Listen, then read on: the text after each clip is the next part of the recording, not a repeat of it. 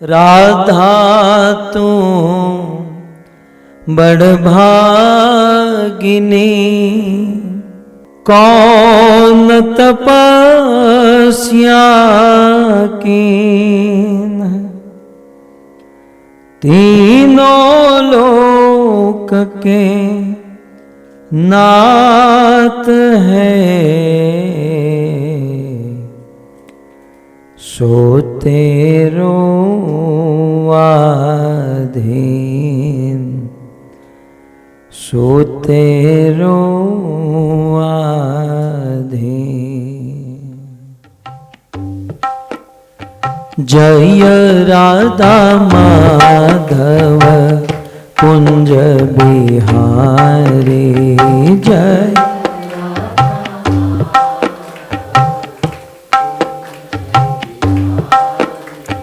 जय राधा माधव कुंज बिहारी।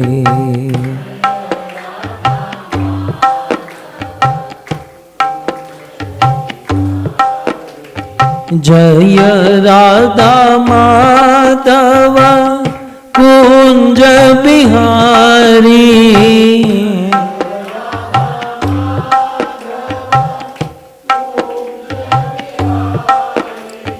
जय राधा माधव कुंज बिहारी।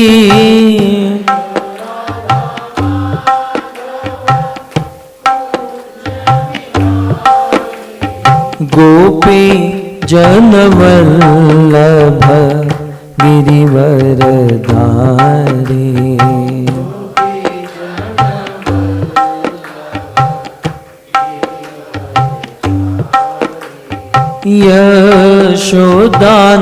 यशोदानंदन ब्रज जन रंजन,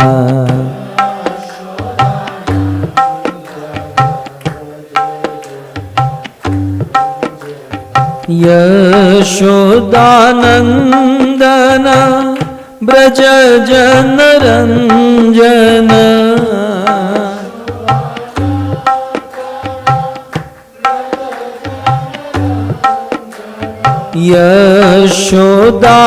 यशोदानंदन ब्रज जन रंजन,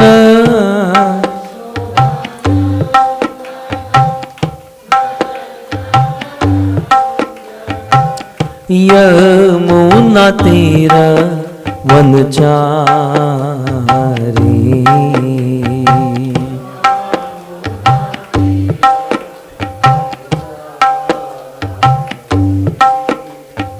जय राधा माधव कुंज बिहारी।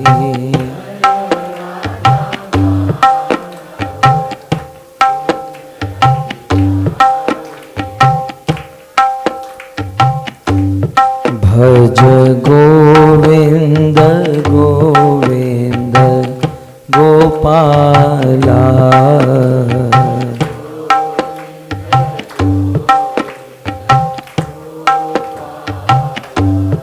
भज गोविंद गोविंद गोपाला,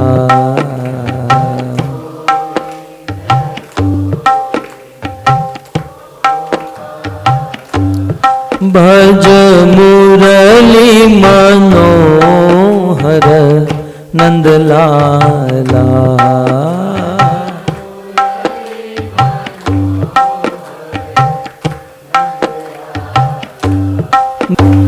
हरे कृष्णा कृष्णा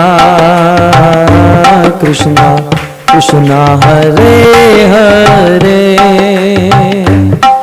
हरे राम राम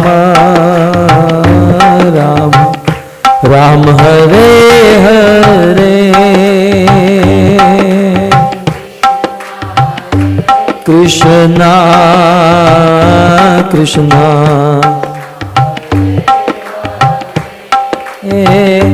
हरे राम।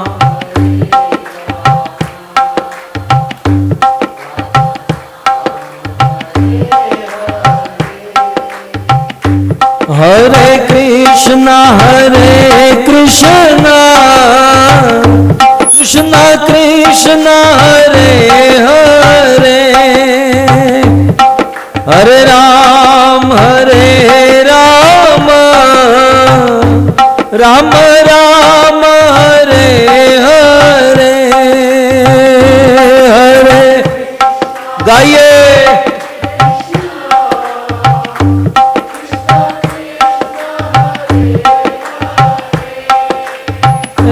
हरे राम हरे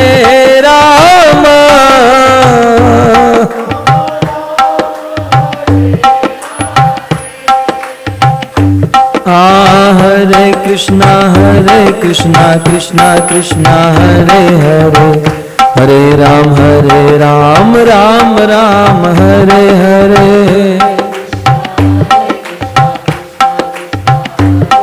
हरे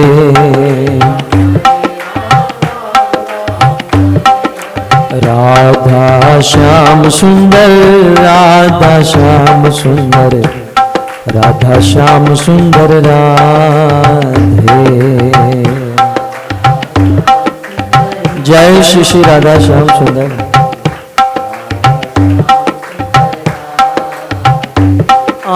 जगन्नाथ जगन्नाथ बलदेव जय सुभद्रा।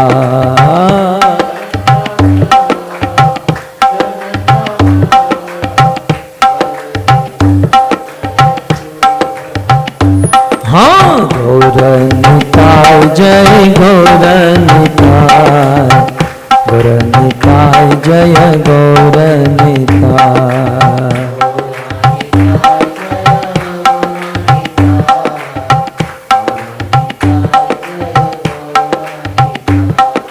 प्रभुपद प्रभुपद प्रभुपद शिल प्रभुपद।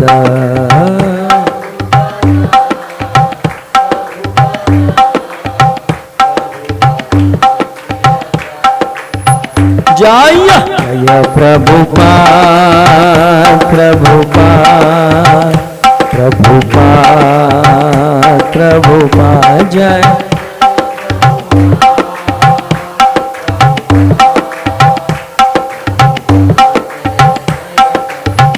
निताय गौर हरि बोल हरि बोल हरि बोल हरि बोल।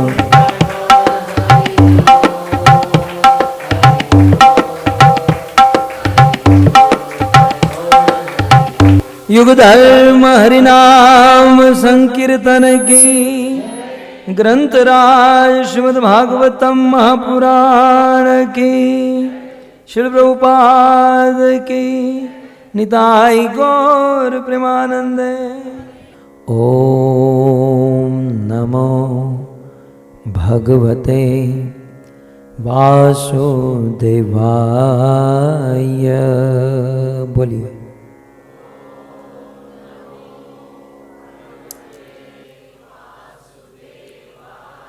ओम नमो भगवते वासुदेवाय।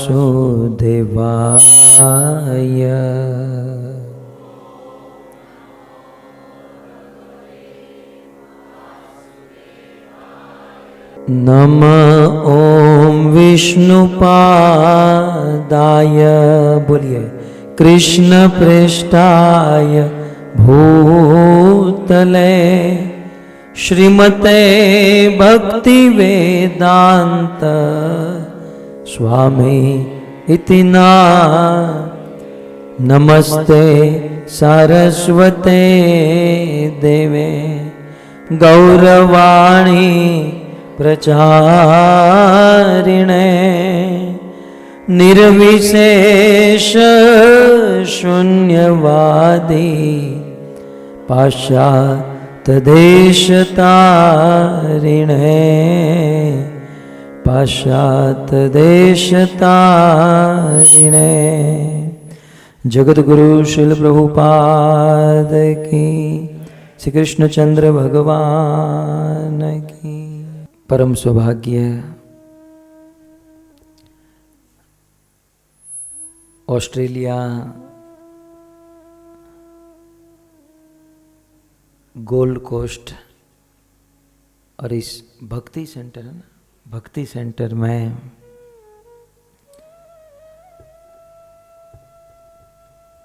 आज से भगवत कथा प्रारंभ हो रही है। लगभग 5 घंटे हुए हैं हम यहाँ पर लैंड हुए और यहाँ की स्थिति हम देख रहे हैं। यहाँ की दुर्गम स्थिति को देखकर कि इस गोल्ड कोस्ट जैसे क्षेत्र में भी आप सब भक्त मिलकर भक्ति कर रहे हैं और सुंदर हरिनाम और कृष्ण भावनामृत का प्रचार कर रहे हैं। वास्तव में अनुकूल अवस्था में भक्ति करना ये तो बड़ा आसान होता है, परंतु प्रतिकूल अवस्था में भक्ति करना कठिन होता है। और ऐसी अवस्था में यदि कोई भक्ति करें, प्रचार करें, तो भगवान की बड़ी कृपा होती है। वैसे तो कलयुग चल रहा है, लेकिन आपके गोल्ड कोस्ट जैसे क्षेत्र में कलयुग परम चरम सीमा पर पहुंच चुका है। वैसे तो कलयुग का प्रारंभ है। शास्त्र में कहा गया कलयुग 4,32,000 वर्ष का है और अभी लगभग कलयुग के 5,000 वर्ष ही पूर्ण हुए हैं। इसका अर्थ यह है कि कलयुग अभी बच्चा है, अभी बचपना है, अभी तो वह जवान होगा, बूढ़ा होगा। लेकिन ऐसे क्षेत्रों में कलयुग फल फूल रहा है, परंतु उस अवस्था में भी भजन करना, भक्ति करना और विशेष भक्ति का प्रचार करना ये बहुत बड़ी सेवा है और भगवान की बहुत बड़ी कृपा है। श्रीमद् भगवद गीता आदि मध्य अंत। भगवद गीता वैसे देखा जाए तो गीता को उपनिषद कहा गया। आप भगवद गीता को देखोगे, श्री गीतोपनिषद है, भगवद गीता उपनिषद है। और वैसे देखा जाए तो भगवद गीता महाभारत का एक पार्ट है। महाभारत में से भगवद गीता को निकाला गया। जैसे ये पूरा महाभारत जो है इसका निर्माण हुआ भगवद गीता के लिए, और बिल्कुल महाभारत के बीच में भगवद गीता रखी गई है। मैं आपको कहूं, वड़ा पाव में ऊपर पांव होता है, नीचे पांव होता है, बीच में वड़ा होता है, मतलब मूल पार्ट तो बीच का होता है ना। बर्गर में भी ऊपर पांव नीचे पांव, मेन तो बीच में होता है। तो महाभारत में पहले और बाद में कथा है, लेकिन बीच में भगवद गीता है मूल रूप से। और यह भगवद गीता भगवान कृष्ण ने अर्जुन को सुनाई और अर्जुन के माध्यम से कृष्ण ने भगवद गीता का ज्ञान पूरे मानव समुदाय को प्रदान किया। बड़ी बड़ी बातें शायद समझ में ना आए, लेकिन मैं आपको एक सिंपल सी बात कहूं, इस पूरे विश्व में 3 धर्म बहुत बड़े माने गए हैं। छोटे मोटे तो बहुत सारे, हमारे भारत में हर 10 घर छोड़कर एक भगवान बैठा है। आप कभी आइए तो हम दिखाएंगे। ये बाबा भगवान है, उत्साद बाबा रजा बंगाली ये भगवान है। ये तो आजकल तो नए नए धर्म बहुत खुल रहे हैं, लेकिन बड़े पैमाने पर 3 धर्म हैं, मुस्लिम धर्म, क्रिश्चियन धर्म और हिंदू धर्म। और आप जानते हैं इन तीनों धर्मों का आधार, बेस क्या है? इन तीनों धर्मों का आधार, इन तीनों धर्म का बेस जो है वो है उनके धर्म ग्रंथ। मुसलमान धर्म का आधार है उनका धर्म ग्रंथ जिसका नाम है कुरान। क्रिश्चियन धर्म का आधार है उनका धर्म ग्रंथ बाइबल। और हिंदू धर्म का आधार है, हिंदू धर्म का धर्म ग्रंथ वो है भगवत गीता। ठीक है, मुसलमान का कुरान, क्रिश्चियन का बाइबल और हिंदू का भगवत गीता, इन तीनों के ऊपर थोड़ा सा विचार करें। यदि मैं आपको कहूं कि मुस्लिम धर्मों का धर्म ग्रंथ कुरान है, ये कुरान ग्रंथ किसने लिखा? जानते हैं आप कुरान किसने? नहीं जानते? हम तो पढ़े हैं बचपन में। कुरान लिखा मोहम्मद पैगंबर ने। मोहम्मद पैगंबर कुरान में लिखते हैं कि मैं अल्लाह नहीं हूं। मोहम्मद पैगंबर कौन है? वो कहते हैं मैं अल्लाह नहीं, मैं अल्लाह का पैगाम लेकर आया हूं, अल्लाह का एक संदेश लेकर आया हूं, मैं अल्लाह का भगवान का दूत हूं। कुरान लिखी मोहम्मद पैगंबर ने, और मोहम्मद पैगंबर कौन थे? भगवान के दूत। ठीक है, अच्छा, बाइबल लिखी जीसस क्राइस्ट ने। ओके, बाइबल लिखी जीसस क्राइस्ट ने। जीसस ने बाइबल में क्या लिखा? I am not a god, I am son of God. मैं भगवान नहीं हूं, मैं भगवान का पुत्र हूं। ठीक है, तो यदि कहा जाए कि भगवत गीता किसने लिखी? मोहम्मद पैगंबर। कौन थे? भगवान के दूत। बाइबल किसने लिखी? जीसस क्राइस्ट ने। कौन थे? भगवान के पुत्र। कुरान भगवान के दूत ने लिखी, बाइबल भगवान के पुत्र ने लिखी। लेकिन हिंदू धर्म का धर्म ग्रंथ भगवत गीता न भगवान के पुत्र ने लिखी, न भगवान के दूत ने। भगवत गीता साक्षात भगवान ने लिखी है। कितना गौरव है हम सनातन धर्मियों को, हम हिंदू धर्मियों को, कि हमारे धर्म का धर्म ग्रंथ किसी साधारण व्यक्ति ने नहीं, स्वयं भगवान ने लिखा। यह है भगवत गीता की गरिमा। यह स्वयं पद्मनाभस्य, स्वयं साक्षात पद्मनाभ भगवान के मुख से निकली भगवत गीता। और इसीलिए हमारे वैदिक सनातन हिंदू धर्म में अनेकों धर्म ग्रंथ हैं। 4 वेद, ऋग, साम, अथर्व, यजुर, 108 उपनिषद, 18 पुराण, कितने ग्रंथ हैं। लेकिन इन सारे सदशास्त्र, सद ग्रंथों में 2 ग्रंथ ऐसे हैं जिस ग्रंथ के आगे श्रीमद् शब्द लगाया गया है। श्रीमद् भागवतम और श्रीमद् भगवद गीता। शिव पुराण सुना आपने? शिव पुराण शब्द तो सुना होगा। शिव पुराण को मात्र शिव पुराण कहते हैं, श्रीमद् शिव पुराण नहीं कहते, है ना। गरुड़ पुराण को मात्र गरुड़ पुराण, श्रीमद् गरुड़ पुराण नहीं कहते। वराह पुराण, ब्रह्मांड पुराण, वामन पुराण, ये सब मात्र पुराण, श्रीमद् नहीं। श्रीमद् तो एक और मात्र एक, वो है भगवत गीता, श्रीमद् भगवत गीता। क्योंकि ये गीता श्रीमत स्वयं भगवान के मुख से निकली है। श्रीमद् माने श्री से युक्त, भगवत गीता श्री माने सौभाग्य से युक्त है, शांति, धन, ऐश्वर्य, सुंदरता से युक्त है। यदि कोई भगवत गीता का पाठ करे, यदि कोई भगवत गीता का श्रवण करे तो वह धन्य हो जाए।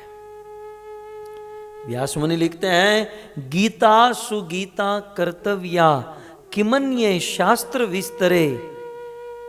अब भगवत गीता जब हमको मिल गई है तो अन्य अन्य जगहों पर भटकने की क्या जरूरत है। जब तक गीता नहीं थी तब बंदा भटक रहा था, लोग भटकते थे, समझ में आता है। व्यास मुनि कहते हैं गीता सुगीता कर्तव्या किमन्य शास्त्र विस्तरे, अन्य शास्त्रों में दिमाग फोड़ने से क्या मतलब है, क्योंकि यह स्वयं पद्मनाभस्य मुख पद्मात विनिश्रुता, क्योंकि जो गीता स्वयं पद्मनाभ भगवान कृष्ण के मुख से प्रकट हुई है। गीता एक ऐसा ग्रंथ है जो साक्षात भगवान के मुख से निकला है। तो भगवत गीता जो है समस्त शास्त्रों का सार भगवान के मुख से निकली। मैं आपको एक बात बताऊं, आप थोड़ा सा विचार कीजिए।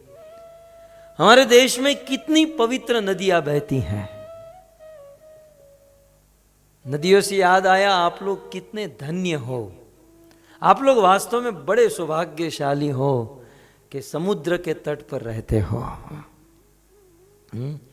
ये पूरा गोल्ड कोस्ट में मैं फ्लाइट से ही देखा, मैं अनंत शक्ति प्रभु को दिखा रहे थे, पूरा कोस्टल एरिया है, पूरा समंदर के तट पर है। आप लोग अपने आप को हीन मत समझिएगा। दुनिया का सबसे बड़ा तीर्थ, महातीर्थ चैतन्य महाप्रभु ने समुद्र को कहा है। हरिदास ठाकुर विमान चढ़ाइया, समुद्र लईल गेल कीर्तन करिया, हरिदासे समुद्र जले स्नान कराइल, और प्रभु कहे समुद्र यही महातीर्थ हैल। चैतन्य महाप्रभु ने आदेश दिया, दोनों हाथ ऊपर करके ऐलान किया कि मेरे हरिदास ने इस समुद्र में स्नान किया है। आज से ये समुद्र कोई साधारण तीर्थ नहीं, ये महातीर्थ है। और सीधी बात है, हमारे देश में अनेकों नदियां बहती हैं, गंगा, यमुना, सरस्वती, गोदावरी, कावेरी, अलकनंदा, नर्मदा। ये सारी नदियां भारत के अनेकों प्रांत राज्य से गुजरकर आखिर तो समुद्र में जाती है ना। सभी नदियों का गंतव्य, डेस्टिनेशन तो समुद्र है। तो सारे पवित्र तीर्थ, सारी नदियां समुद्र में आकर मिलती हैं। अतः समुद्र इस संसार का महातीर्थ है और आप महातीर्थ के किनारे रह रहे हो। कुछ समय पहले मेरी कथा समुद्र में थी, क्रूज में। भक्तों ने कहा आप समुद्र की कथा सुनाओ, तो मैंने कहा मैं क्या सुनाऊं, मैं तो आज इतना हर्षित हूं, मैं इतना आनंद में हूं कि ये समुद्र और कुछ नहीं, हमारे भगवान का ससुराल है। हमारे भगवान का ससुराल है समुद्र, क्योंकि भगवान नारायण की पत्नी लक्ष्मी देवी और लक्ष्मी का जन्म हुआ समुद्र से। और एक बात कहूं, हमारे भगवान ससुराल में ही पड़े रहते हैं, इसको बस ससुराल ही अच्छा लगता है। श्यामानंद जी आप देखो, गर्भोदक सागर वहां सोते रहते हैं, क्षीरोदक सागर वहां ही सोते हैं, कारोदक सागर वो सागर में ही रहते हैं, ससुराल से बाहर निकलते ही नहीं है। अर्थात हमारे ईश्वर भगवान समुद्र में रहते हैं। समुद्र की बड़ी महिमा है। अब रामायण में भगवान राम, लक्ष्मण, सीता 14 वर्ष के लिए वन में घूम रहे थे। एक दिन वाल्मीकि ऋषि के आश्रम में पहुंचे, एक दिन रुके और दूसरे दिन जब निकल रहे थे तो राम ने कहा कि हे वाल्मीकि जी, मुझे रहने के लिए कोई अच्छा स्थान बताओ। तो वाल्मीकि ऋषि ने लगभग 10-12 स्थान बताए। प्रभु आपके रहने लायक ये 12 स्थान है। उनमें से पहला स्थान वाल्मीकि ऋषि ने कहा, राम आपके रहने के लायक कोई स्थान है तो वो है गोल्ड कोस्ट। मतलब ऐसा नहीं कहा था, थोड़ा सा अलग कहा था, लेकिन घूम फिर कर वहां आ सकते हैं। भगवान ने कहा वाल्मीकि ऋषि, मैं मेरी पत्नी सीता और मेरे अनुज लखन के साथ रह सकूं, ऐसा कोई स्थान है यहां पर? तो वाल्मीकि ऋषि कहते हैं कि जिनके श्रवण समुद्र समाना, उसने समुद्र को याद किया। जिनके श्रवण समुद्र समाना, कथा तुम्हारी सुभग सरी नाना, होई निरंतर होई न पूरे, तिनके गृह प्रभु रहु तुम रूरे। प्रभु जिनके कान समुद्र जितने विशाल है, आप उनके हृदय में रहिए। अर्थात अनेकों नदियां समुद्र में प्रवेश करती हैं, लेकिन आज तक समुद्र ने यह नहीं कहा कि नदियों अब तो बंद करो, इतने वर्षों से तुम आती जा रही हो, अब तो आना बंद करो। अनंत काल से ये नदियां समुद्र में प्रवेश कर रही हैं, लेकिन फिर भी समुद्र उनको स्वीकार कर रहा है। ठीक उसी प्रकार कान के माध्यम, जिनके कान समुद्र के समान है और कथा रूपी नदी को जो अपने कानों में डालते हैं, भगवान उनके घर पे रहते हैं। समुद्र को याद, समुद्र की बड़ी महिमा है। आइए फिर से वापस आ जाइए। यह स्वयं पद्मनाभस्य, गीता एक ऐसा ग्रंथ है जो भगवान के मुख से निकला है। मैं आपको याद करा रहा था, हमारे देश में अनेकों नदियां बहती हैं, गंगा, यमुना, सरस्वती, कावेरी। इन सभी नदियों में सबसे ऊंचा स्थान मां गंगा का माना गया है। गंगा ब्रह्मलोक से कैलाश शिव जी की जटा पर, और वहां से गंगोत्री, गंगोत्री से हरिद्वार, प्रयाग, इलाहाबाद होते हुए अनेकों राज्यों में गुजरकर गंगा सागर जाती हैं। लेकिन मां गंगा त्रिभुवन में रहने वाले करोड़ों करोड़ों जीवों को पवित्र कर देती हैं। आज ये हम सबका विश्वास है और सत्य भी है कि कितना भी पापी व्यक्ति गंगा में स्नान करे तो वो पवित्र हो जाता है। स्नान की छोड़ो, गंगा गंगेति यो ब्रियात, करोड़ों किलोमीटर दूर हो आप गंगा से, लेकिन गंगा गंगा इति ब्रुयात, गंगा शब्द बोल दो, गंगा का स्मरण कर दो, हृदय के सारे पाप धुल जाएंगे। ऐसी गंगा में स्नान करने से व्यक्ति पवित्र हो, उसमें कोई संशय नहीं। तो गंगा नदी, गंगा का जल त्रिभुवन में रहने वाले करोड़ों जीवों को पवित्र करता है। ठीक है, कभी आपने विचार किया कि इस गंगा में क्या है जिससे वे करोड़ों जीवों को पवित्र करता है? एक बार एक आदमी ने सोचा मुझे चेक करना है, आपके गोल्ड कोस्ट का था, मुझे चेक करना है, मुझे चेक करना है कि आखिर क्या है गंगा में। गंगा जल लिया, लेबोरेटरी में टेस्ट कराया, तो वहां से रिजल्ट आया H2O, दैट्स ऑल, इसमें और कुछ नहीं है महाराज। वैसे देखा जाए तो गंगा का जल H2O ही है, साधारण जल है। लेकिन गंगा के उस साधारण जल में तीनों भुवन में रहने वाले करोड़ों जीवों को पवित्र करने की शक्ति कहां से आई? यद्यपि साधारण जल है, लेकिन वह साधारण जल भगवान के चरणों से स्पर्श हो गया, है ना। विष्णु ने वामन अवतार धारण किया, 2 कदम में ब्रह्मांड को नापा, और ऊपर ब्रह्मांड का कवर फटा और कारण समुद्र का जल चूने लगा, और भगवान के चरणों में स्पर्श ब्रह्मा ने कमंडल में धारण और शिव जी ने जटा में, और फिर गंगोत्री से प्रकट। तो एक साधारण जल भगवान के चरणों से स्पर्श हो गया, तो उनमें करोड़ों जीवों को पवित्र करने की शक्ति आ गई।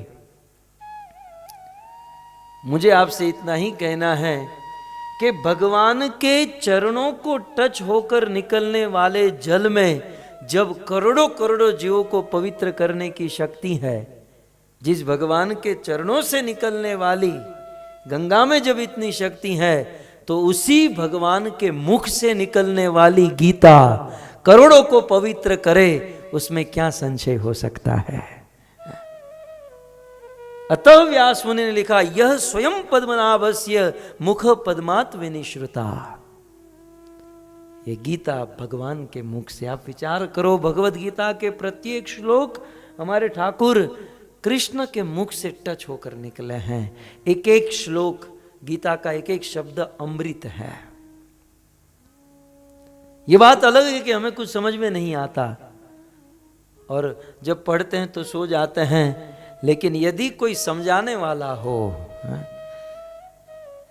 गीता वास्तव में, कुछ लोग कहते हैं भागवत रसमयी ग्रंथ है, रामायण रसमयी, भगवत गीता भी रसिक ग्रंथ है, क्योंकि आखिर अल्टीमेटली तो रसराज कृष्ण के मुख से निकला है ना। वैसे जो जिसकी दृष्टि नहीं है वो तो सोचते हैं कि गीता फिलोसॉफी है, गीता में रस नहीं है। हाँ, ज्ञान की बात है और सब कुछ ठीक है, लेकिन रस नहीं है। दुनिया का सबसे बड़ा रसिक शेखर, रसराज, सभी रसों के भोक्ता कृष्ण के मुख से निकली गीता, क्या इसमें रस नहीं होगा? उस रस को निकालने वाला कोई चाहिए। जैसे जैसे बगीचा होता है, गार्डन होता है, गार्डन में अनेकों प्रकार के फूल होते हैं और उस फूल में बहुत रस होता है, लेकिन वो रस भंवरा निकाल सकता है। यदि हम उस फूल के रस को निकालने जाएंगे, फूल खा जाएंगे, कुचल देंगे, लेकिन रस कहीं नहीं दिखाई देगा। वो रस को निकालने की कला भंवरे के पास होती है। भंवरा रस निकालता है और मधु हनी के रूप में उसे रख देता है और हम उसे पी सकते हैं। ठीक उसी प्रकार कोई मर्मज्ञ, रसज्ञ, शास्त्रज्ञ भक्त होते हैं, वो गीता के रस को निकाल कर हमारे बीच में प्रस्तुत करें तो बड़ा आनंद, बड़ा रस प्राप्त कर सकते हैं। तो स्वयं भगवान के मुख से भगवत गीता का प्राकट्य हुआ। व्यास मुनि लिखते हैं कि आप कितना भी कसकर नहा लो, शैम्पू लगाओ, बॉडी वॉश लगाओ, फेस वॉश लगाओ, चाहे कितने भी महंगे साबुन लगाओ, खैर मलिने मोचनम पुंसाम जल स्नानम दिने दिने।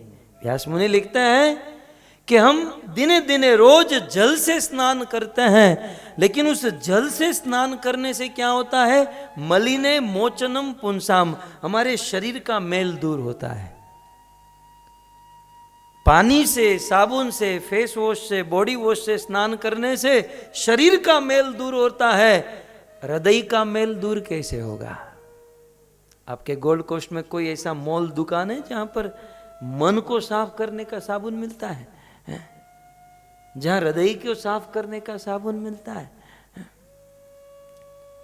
व्यास मुनि कहते हैं मलिने मोचनम पुंसाम जल स्नानम दिने दिने, पानी से, साबुन से स्नान करने से मात्र शरीर शुद्ध होता है, परंतु सकृत गीतामृत स्नानम संसार मल नाशनम।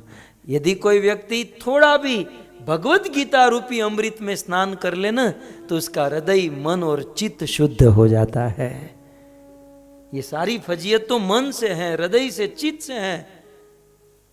तो भगवत गीता में यदि कोई स्नान करे तो हृदय शुद्ध हो जाता है। ऐसी भगवत गीता इन दिनों में, इस महीने में भगवान कृष्ण ने अर्जुन को सुनाई और इसलिए हमने यहाँ पर अनुष्ठान किया कि भगवत गीता सुनेंगे। भगवत गीता आदि, मध्य और अंत। श्रीमद् भगवत गीता आदि के ऊपर हम चर्चा करें तो एक श्लोक का उच्चारण कर लेते हैं। हमारे प्रभुपाद की परंपरा है। श्रीमद् भगवत गीता का प्रथम श्लोक लेंगे, कल गीता के बीच में जितने श्लोक हैं सब ले लेंगे और तीसरे दिन गीता का लास्ट श्लोक लेंगे। ठीक है, आदि, मध्य, अंत। तो मेरे पीछे बोलिए। धृतराष्ट्र उवाच धर्मक्षेत्रे कुरुक्षेत्रे समवेतायुयुत्सव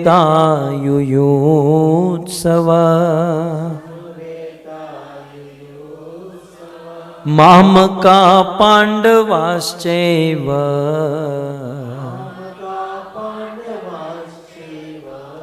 किम कुर्वत संजय। धृतराष्ट्र उवाच धर्मक्षेत्रे कुरुक्षेत्रे समवेतायुयुत्सव मामका पांडवाश्चैव किम कुर्वत संजय।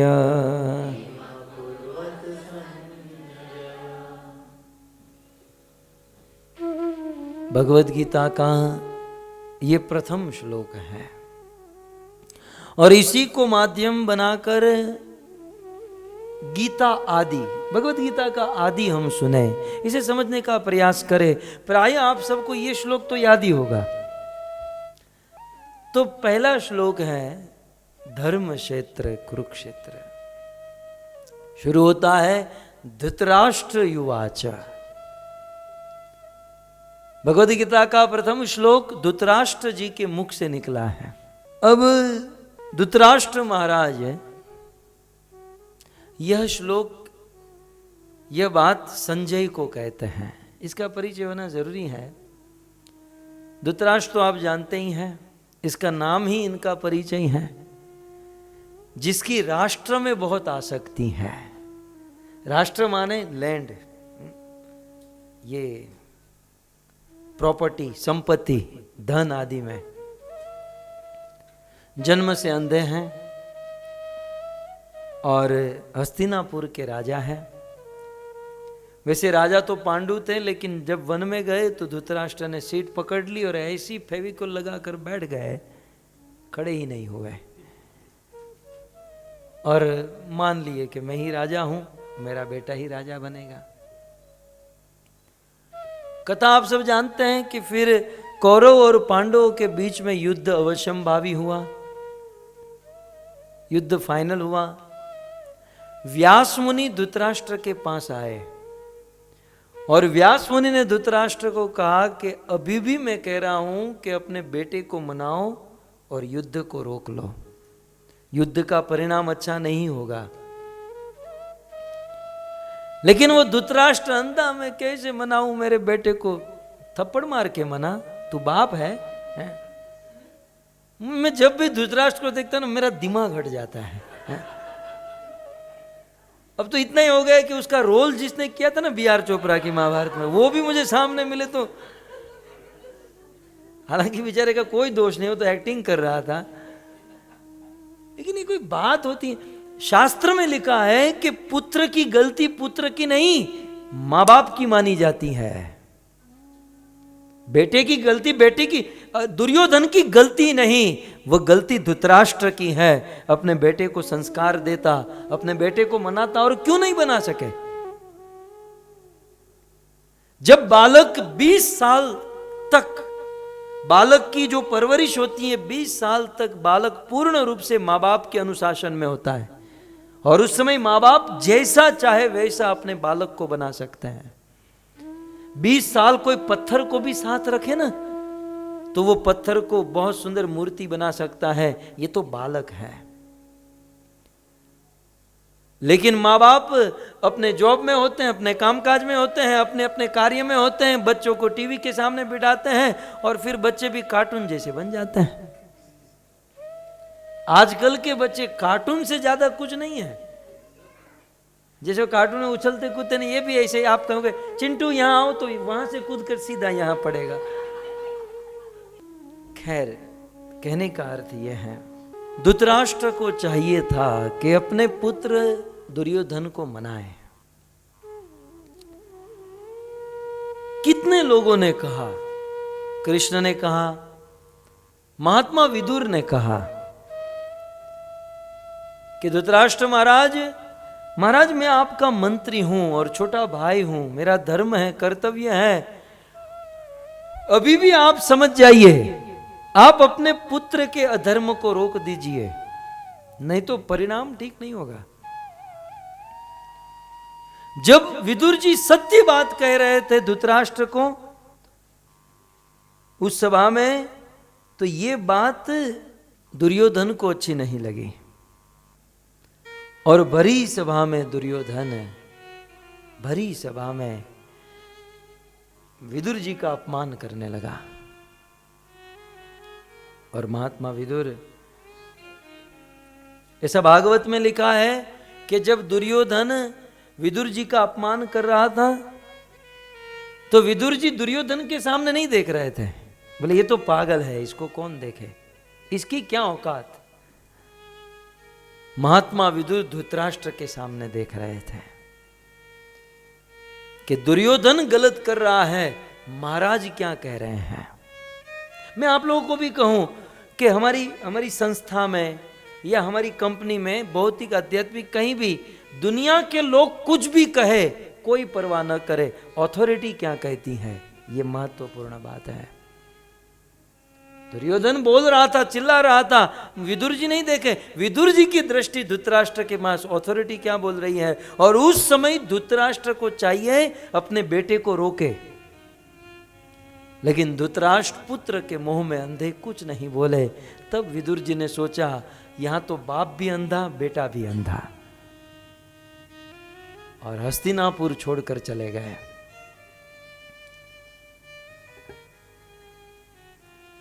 तो विदुर जी ने समझाया।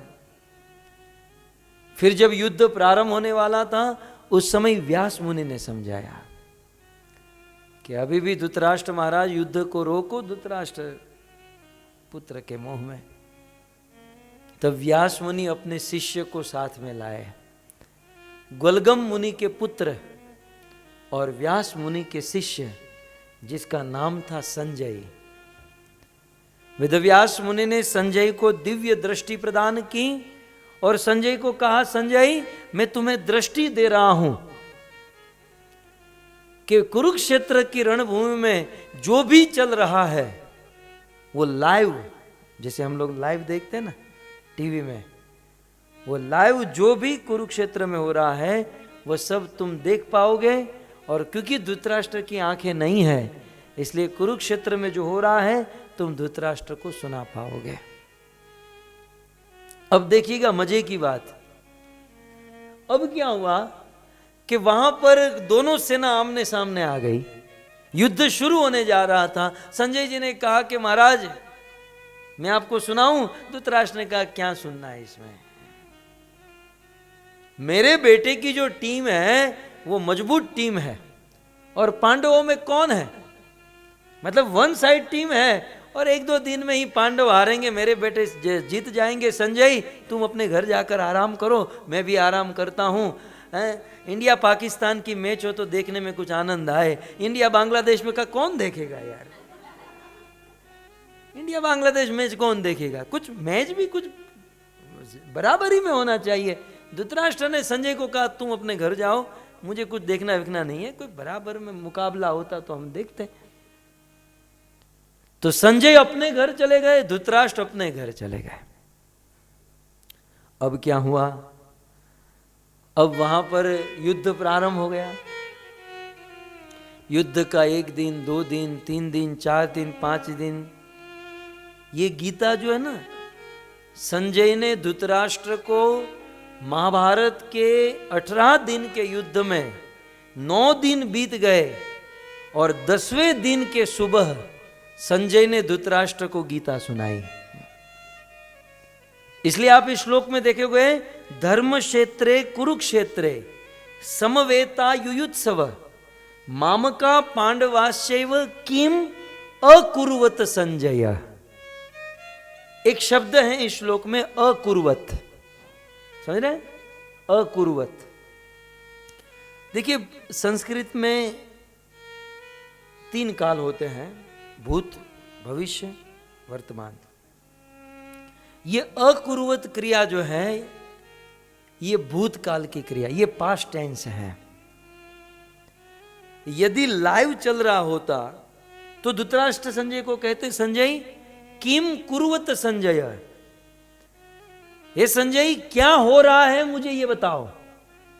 लेकिन धृतराष्ट्र ने क्या कहा, क्या हो रहा है नहीं, क्या हो चुका है ये मुझे बताओ।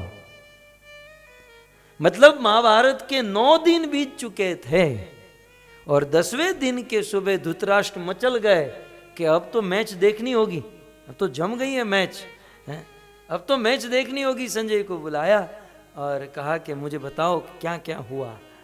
लेकिन ऐसा तो क्या हो गया कि 9 दिन तक धृतराष्ट्र ने ये युद्ध नहीं देखा और 10वें दिन धृतराष्ट्र ने कहा कि मुझे युद्ध दिखाओ।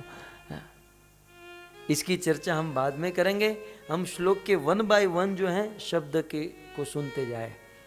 सो धृतराष्ट्र उवाच, धृतराष्ट्र जी ने कहा, किसको कहा, संजय को कहा। संजय कौन, ग्वलगम मुनि के पुत्र और वेदव्यास मुनि के शिष्य।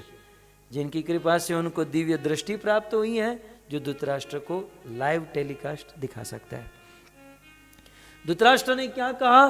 धर्म क्षेत्रे कुरुक्षेत्रे। हे संजय, धर्म क्षेत्रे कुरुक्षेत्रे, उस भूमि का नाम क्या है? कुरुक्षेत्र।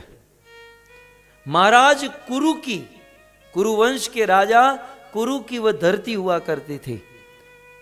उस कुरुक्षेत्र के विषय में आया है कि कुरुक्षेत्र की भूमि पर परशुराम जी ने जब 21 बार क्षत्रियों का विध्वंस किया तो वह धरती खूनों से भर गई थी। खून की नदियां वहां पर बह चुकी थी। बड़े बड़े राजाओं ने इस धरती पर बड़े बड़े यज्ञ किए थे और इसीलिए धृतराष्ट्र ने कुरुक्षेत्र की भूमि का विशेषण दिया। कुरुक्षेत्र की विशेषता क्या है? कुरुक्षेत्र क्या है? धर्म क्षेत्र। धृतराष्ट्र जी का कहना है कि संजय, ये कुरुक्षेत्र जो है वो धर्म का क्षेत्र है और इसीलिए आज मुझे चिंता हो रही है, क्योंकि कुरुक्षेत्र धर्म का क्षेत्र है और इस क्षेत्र में धर्म की ही विजय हो सकती है। मेरा बेटा अधर्मी है और अर्जुन पांडव सब धार्मिक है और धार्मिक होने के कारण उन्हीं की विजय होगी। इससे हमको क्या सीखना है? वो लोग युद्ध करें मरे, हमको क्या? हमें प्रैक्टिकल क्या सीखना है ये मैं आपको बताऊं। धर्म क्षेत्र कुरुक्षेत्र से हमें प्रैक्टिकल शिक्षा क्या लेनी है?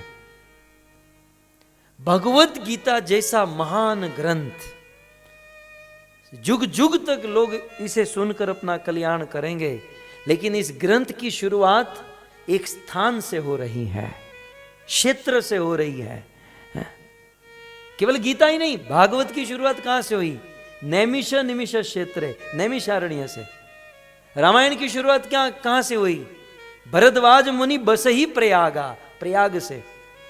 जितने भी सद ग्रंथ हुए उन ग्रंथों की शुरुआत एक विशेष स्थान से हुई है और ये सारे ग्रंथ बताना चाहते हैं कि किसी भी कार्य में सफल होने के लिए स्थान की बड़ी महिमा है। स्थान की बड़ी महिमा है। जैसे आपको फैक्ट्री डालनी है तो पहले रिसर्च करेंगे, यहां पानी होना चाहिए, यहां जगह होनी चाहिए, ट्रक आ सके ऐसा हाईवे होना चाहिए, फ्रीवे होना चाहिए। यदि आपको कोई दुकान खोलनी है तो आप देखोगे लोकालिटी क्या है, लोग आएंगे कि नहीं। ठीक उसी प्रकार भजन करने के लिए भी स्थान की बड़ी महिमा है। यदि अनुकूल स्थान हो तो थोड़ा बहुत किया गया भजन बहुत फल देता है, और स्थान यदि अनुकूल न हो तो बहुत सारा भजन करो, फल बहुत कम मिलता है। सीधी सी बात है कि आप किसी बंजर भूमि में, किसी रेगिस्तान में, बंजर भूमि में कितना भी अच्छा बीज बो दो, वो फलीभूत नहीं होगा, स्थान बराबर नहीं। लेकिन बहुत अच्छी जमीन है, उसमें बीज बोने की जरूरत नहीं, ऐसे ही बीज पड़ा रहता है तो उग जाता है। भूमि का प्रभाव, स्थान का प्रभाव है भक्तों। कई बार कुछ लोग कहते हैं ना, भाई घर बैठे भगवान मिलेंगे, भगवान सब जगह पर है, ये भक्ति सेंटर में जाने की क्या जरूरत है। आप लोगों को भी कहते होंगे कि किसी के पति नहीं आए, वो घर बैठकर मुंह बिगाड़ रहे होंगे। कुछ लोगों की पत्नी नहीं आई है, ये घर घर की कहानी, चिंता मत करो। हाँ। जो तोर गति वो मोर गति, हम सब की एक ही गति है। हाँ। लेकिन कुछ लोग कहते हैं कि भाई भगवान सब जगह पर है, और कहावत भी कहते हैं, कुछ लोगों ने सेट करके ही रखा है, मन चंगा तो कथौटी में गंगा, मन चंगा तो कथौटी में गंगा। मतलब मन चंगा है, अच्छा है तो घर बैठे गंगा। स्थान का प्रभाव होता है, स्थानम प्रभावम, विशेष स्थान पर। जैसे आप देखते हैं, हम लोग एयरपोर्ट में जाते हैं, बड़े बड़े मॉल में जाते हैं, इसमें दो ऑप्शन होते हैं। एक होती है सीढ़ी जिस पर हम चढ़कर जाते हैं, और एक होती है लिफ्ट जिसमें केवल खड़ा रहना है, ऑटोमेटिक ऊपर पहुंचा देगी। सीधा समझ में आता है ना स्थान का प्रभाव। एक स्थान ऐसा है जहां पर पसीना निकल जाएगा 5वें माल पर चढ़ने के लिए, और एक स्थान लिफ्ट में आप खड़े रह गए तो आपको 2 मिनट में 5वें माले पर ठीक उसी प्रकार एक कुछ स्थान ऐसे हैं जहां माला जप जप के मर जाएंगे, लेकिन फल कब मिलेगा। और भक्ति सेंटर है, ये मंदिर या गोकुल मथुरा वृंदावन जैसे पवित्र स्थान ऐसे हैं, थोड़ा भी भजन किया तो अनंत गुणा फल प्रदान कर देगा। ये है स्थान का प्रभाव, स्थानम प्रभाव। तो ये प्रभाव होता है सत्संग का, स्थान का प्रभाव होता है। स्थानम प्रभावम, भगवत गीता के प्रथम शब्द से ये सीखना है कि धर्म क्षेत्र कुरुक्षेत्र, कुरुक्षेत्र जो है धर्म क्षेत्र है, क्षेत्र की बड़ी महिमा है। मैं अक्सर वो कथा सुनाता हूं ना कि एक बार शिव जी भगवान विष्णु के पास गए, दोनों के बीच में चर्चा चल रही थी, शिव और विष्णु के बीच में। तब तक क्या हुआ, पद्म पुराण में वर्णन कि शिव जी के गले में जो सांप है ना, और भगवान विष्णु का वाहन गरुड़ है, गरुड़ जी बैठे थे, शिव जी के गले का सांप गरुड़ जी को कभी ऐसे मारे, कभी यहां से मारे, कभी गरुड़ जी परेशान। वो बार बार वो सांप गरुड़ जी को ऐसे परेशान करे, कभी सिर पे मारे, कभी यहां फुफकार, कभी ऐसे फुफकार मारे। 2-5 मिनट तो सहन हुआ। यार भक्त की भी कैपेसिटी होते हैं ना, तृणादपि सुनिचन, ठीक बात है, लेकिन यार हम भी आदमी हैं। गरुड़ जी ने आंख दिखाकर कहा, तेरे जैसे हजारों सांप 1 सेकंड में खा जाऊं। तू ये मत समझना कि तू मुझे कब से परेशान किया जा रहा है तो तू बहुत बलवान हो गया है। मैं गरुड़, मेरे नाम से सांप डरते हैं, और 1 सेकंड में हजारों सांप को मैं खा जाऊं। लेकिन क्या करूं, तुझे भी खा सकता हूं, लेकिन तू जिस स्थान पर बैठा है उस स्थान की बड़ी महिमा है। स्थानम प्रभावम न बलम प्रभावम, ये तेरा बल नहीं है। सांप का क्या बल, गरुड़ के साथ, और वो भी भगवान का पार्षद गरुड़। गरुड़ के सामने वो सांप की क्या वैल्यू, बोले तेरे बल का प्रभाव नहीं, न बलम प्रभावम स्थानम प्रभावम, तू जिस स्थान पर तू शिव जी के गले में बैठा है इसलिए सेफ है। तू एक बार शिव जी के गले से उतर कर दिखा, तेरी पास्ट हिस्ट्री बदल ना दूंगा तो मुझे कहना। एक बार तू उतर के एक बार फुफकार मार के देख।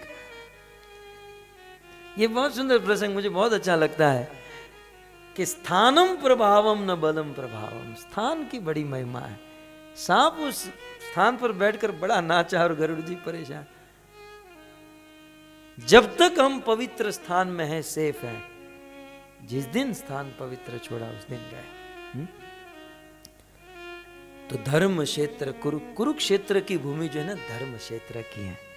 और आज 10 दिन 9 दिन तक तो धृतराष्ट्र को कुछ नहीं हुआ, लेकिन 10वें दिन धृतराष्ट्र के मन में विचार आया कि यार ये जिस भूमि पर युद्ध हो रहा है ये भूमि धर्म क्षेत्र है, और धर्म का क्षेत्र होने के कारण, धर्म की भूमि होने के कारण ये भूमि धर्म को सपोर्ट करेगी, अधर्म को सपोर्ट नहीं करेगी। मैं आपको एक बात बताना चाहता हूं, ये जो युग चल रहा है ना ये कलयुग है, और ये जो समय चल रहा है ये समय अधर्म को सपोर्ट करने वाला समय चल रहा है। ये जो अभी फिलहाल जो समय ये अधर्म को सपोर्ट करता, इसीलिए आप देखोगे जहां पाप हो रहा है वहां हजारों लोगों की भीड़ होगी। पैसे खर्च करके लोग पाप करने के लिए जाएंगे, और जहां पवित्र कार्य हो रहा है आप फ्री में प्रसाद खिलाओ, आप लोगों की सेवा करो, लेकिन बहुत कम लोग होंगे। क्यों? क्योंकि हम लोग गलत युग में हैं। यही कार्य सतयुग में होता ना तो अपना नाम बन जाता यार, लाखों लोग बैठे होते, लेकिन क्या करे कलयुग में। समय समझ रहे मेरी बात आप? ये समय जो है अधर्म, और अधर्म करना है तो चुटकी में लंबी दाढ़ी, वो जो प्रभु जी बैठे ना ऐसी दाढ़ी बना लो। हाँ? मैंने तो बहुत ट्राई किया, मुझे तो थोड़ी सी बढ़ाता हूं खुजन आने लगती है। सोचा क्लीन शेव ही ठीक है, तो थोड़ी सी दाढ़ी लंबी बढ़ा लो, थोड़े बाल बढ़ा लो, 2-5 मंत्र सीख जाओ, थोड़ा सा नारियल में से थोड़ा कंकु चोखा निकाल दो, चुनरी निकाल दो, थोड़ा सा टेक्निक सीख जाओ। भगवान कलयुग में ऐसी दुकान चलेगी, ऐसी चलेगी, क्योंकि कलयुग इसी को तो सपोर्ट करता है। ये युग ही है जहां अधर्म को सपोर्ट होता है। इसलिए संख्या पर मत जाइएगा। कई बार कुछ लोग संख्या पर जाते हैं, संख्या पर मत जाइएगा कि यहाँ कम लोग आते हैं इसलिए यहाँ पर कुछ अच्छा काम नहीं हो रहा होगा, ऐसा नहीं है। शिल प्रभुपाद कहते हैं कि जहाँ इमिटेशन ज्वेलरी मिलती है ना, यहाँ तो पता नहीं भारत में जहाँ नकली ज्वेलरी मिलती है वहाँ माताओं की भीड़ लगी रहती है, 2-5 पैसे की, 2-5 रुपए की, मुझे ये चाहिए वो चाहिए। और जहाँ रियल गोल्ड मिलता है वहाँ स्टाफ 50 का होता है और कस्टमर 5 होता है, जैसे यहाँ पर रियल गोल्ड की दुकान जो होती है ना, हमारे वहाँ त्रिभुवन दास भीम जी, मनु भाई ज्वेलर्स, बड़े बड़े ज्वेलर्स, स्टाफ 50 लोगों का होता है, कस्टमर 5 होता है। क्यों? क्योंकि रियल गोल्ड मिल रहा है और सबकी औकात नहीं कि सच्चा सोना खरीद सके। ठीक उसी प्रकार भले कम लोग हैं लेकिन जितने लोग हैं सुकृतिशाली है, बड़े पुण्यशाली है कि भागवत जैसे इस स्थान में, इस मंदिर में आकर कथा सुन रहे हैं। तो कुरुक्षेत्र, अब मैंने उठा लिया आदि मध्य अंत। अब आदि ही ऐसा है कि 3 दिन इस पर चर्चा हो जाए, क्या करो, आदि बदल दो टॉपिक है? ठीक है, ठीक है, 3 बराबर है, आदि ठीक है, मध्य फिर आगे फिर कभी सोचेंगे, है? ज्यादा दिन रुकेंगे ठीक है, मैं तो शुरू रखता हूँ। अब शुरू करना हमारा काम है, कहाँ तक पहुँचा है भगवान देखे। क्या कह रहा था मैं? धर्म क्षेत्र कुरुक्षेत्र। सो धर्म कुरुक्षेत्र जो है ना, धर्म क्षेत्र है। धृतराष्ट्र ने 9 दिन सोचा कि पहला बात तो ये सोचे कि भूमि पवित्र है, इसलिए ये भूमि पवित्र लोगों को सपोर्ट करने वाली है। मेरा बेटा तो पापी है मुझे पता है, और वो पांडव बेचारे पवित्र है, इसलिए जीत उसकी होगी। संजय को बुलाया, पहला कारण। और संजय को बुलाकर बड़े उत्सुकता से वे कहने लगे, क्या कहते हैं कि संजय, ये धर्म क्षेत्र कुरुक्षेत्र समवेता, ये कुरुक्षेत्र जैसी पवित्र धर्म भूमि में समवेता माने मिले हुए, मतलब एकत्रित हुए। क्यों एकत्रित हुए? युयुत्सव, युद्ध करने की इच्छा से।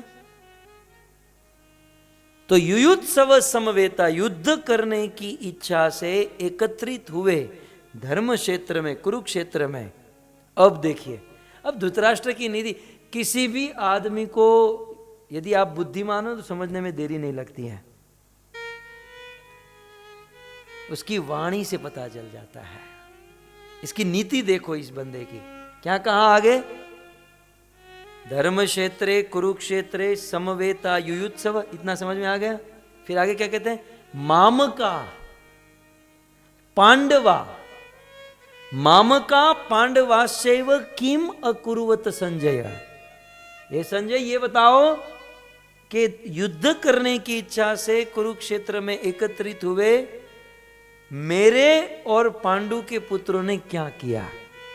अब देखिए इसके अंदर कितना ज्ञान भरा हुआ है। धृतराष्ट्र जी ने क्या कहा? मामका, मेरे, मामका माने मेरे, और पांडवा माने पांडु के पुत्रों ने क्या किया, किम अकुर्वत। अब आप विचार कीजिए, हस्तिनापुर के लीगली राजा थे महाराज पांडु, और कुरुवंश की नीति के अनुसार पांडु का पुत्र ही हस्तिनापुर का राजा होना चाहिए। ये सारी बात धृतराष्ट्र जानते थे। चलो कोई बात नहीं, महाराज पांडु चले गए, मृत्यु हुई, धृतराष्ट्र राजा बन गए। चलो धृतराष्ट्र ने पांडुओं को राजा नहीं बनाया, ये भी कोई बात नहीं। लेकिन जब 2 भाई होते हैं और छोटा भाई मर जाए तो बड़े भाई का कर्तव्य होता है कि छोटे भाई के पुत्र को अपना पुत्र समझे। जब हमारा भाई जिंदा है तो कोई बात नहीं, लेकिन जब वो मर गया है, उनके पुत्र निराधार है, तो उस समय तो जिम्मेवारी बनती है कि आखिर हम एक मां के संतान हैं और मेरे भाई का पुत्र मेरा पुत्र है। एक दुष्ट असुर भी ऐसी सोच नहीं रखेंगे जो सोच धृतराष्ट्र की थी। ये सत्य है। संसार के धन, ऐश्वर्य की आसक्ति में आदमी इतना फंसता है कि असुरों से भी अधिक नीच हो जाता है, गिर जाता है। महाराज पांडु नहीं थे तो उनके पुत्र को अपना समझना चाहिए था ना। तो ये क्या कहे, मामका मेरे और पांडवा पांडु के। एटलीस्ट इतना कहता हमारे बच्चों ने क्या किया, हमारे बच्चे क्या कर रहे हैं। नहीं, इसके अंदर कितना मतलब ये सीधा समझ में आ रहा है कि दिल में क्या है। मामका मेरे और पांडु ने क्या किया। भक्तों, यह है अज्ञान का प्रथम स्टेप। अहम मनान इति अज्ञान। अज्ञान शुरू कहां से होता है? जब कोई व्यक्ति अपने आप को शरीर मानता है। वैसे तो हम आत्मा है, लेकिन अपने आप को शरीर मानता है, और शरीर से जुड़े हुए जितने भी लोग हैं उसे मामका अपना मानता है, और शरीर से जो जुड़े हुए नहीं हैं उसे पराया मानता है। और जो अपने हैं उससे राग प्रेम, और जो पराये हैं उससे द्वेष। होता ना, हम लोग मंदिर में भी जब कभी प्रसाद परोसते हैं ना, तो आधा चम्मच सब्जी डालते हैं, आधा चम्मच खीर डालते हैं, और जो कभी कोई अपना आया तो 2 चम्मच। हरे कृष्ण माता जी, हरे कृष्ण कृष्ण। क्यों क्यों क्या हुआ? आगे आगे उसको तो आधा चम्मच तू केवल टच सूंघा रहा था, दे तो नहीं रहा था, और इसको 2 चम्मच भर के डाल दिया। क्यों? क्योंकि मामका ये मेरा है, वो पांडवा वो पराया है। हम लोग भी धृतराष्ट्र से कम नहीं है। मैं तो कहता हूं गीता का पहला श्लोक जो समझ जाए ना, गीता पढ़ने की भी जरूरत नहीं है। इसलिए मैंने पहले ही कहा, गीता के एक एक श्लोक गीता है, गीता का एक एक श्लोक एक एक शब्द पूरी भगवत गीता है, यदि समझ में आ जाए। कितना हमारे भारत में तो, आप लोग भारत की ट्रेन में कभी सफर किए हैं? भारत की लोकल ट्रेन में कभी देखिए? हम तो रोज देखे थे जब वहां रहते थे। क्या होता है ना, 10 लोगों का ग्रुप होता है।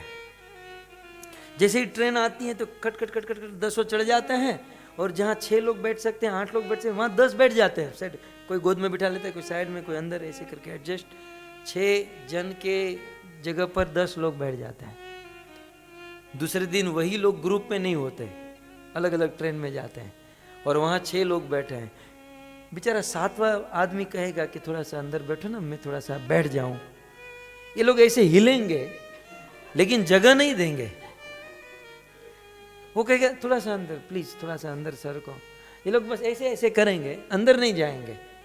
क्यों भाई? कल तो तुम 10 बैठ गए थे, आज 7वां बैठ रहा है तो तुमको जगह नहीं मिल रही है। हमने आंखों, हम रोज ये घटना देखते थे। कल तुम 10 लोग कंफर्टेबली बैठ पाते थे, और आज तुम 6 हो, 7वें जन को ठीक से बैठने की जगह नहीं मिल रही। क्यों? क्योंकि वो मामका, ये पांडवा, वो मेरे थे इसलिए 10, और ये पराये हैं इसलिए 7वां भी नहीं। ये सबसे बड़ा अज्ञान है संसार का, सबसे बड़ा अज्ञान, राग और द्वेष। महात्मा कौन है? महाराज भरत ने अपने पिता भगवान ऋषभदेव से कहा, कि ऋषभदेव ने कहा कि भक्ति मिलेगी मात्र महात्मा संतों की सेवा करने से। तो पूछा संत कौन है? तो महान तस्ते समचित्ता। सबसे पहला गुण साधु का क्या? समचित्ता। साधु का चित्त सम होता है, सबको सम दृष्टि से देखता है। और साधु की दृष्टि कैसी होती है? जब भी किसी व्यक्ति को देखे तो सोचे कि मेरे साथ ऐसा होता तो क्या होता। हमारे गुजरात के संत नरसिंह मेहता ने गाया, और गांधी जी ने पार्लियामेंट में, गांधी जी का राधा माधव ये था, मंगलाचरण पार्लियामेंट में ये था, वैष्णव जन तो तेने कहिए जे पीड़ पर आई जाने। वैष्णव वो है जो दूसरों की पीड़ा समझता है, दूसरे के दुख को जब देखता है तो सोचता है कि मेरे जीवन में यदि ये दुख होता तो क्या होता। ये है वैष्णव।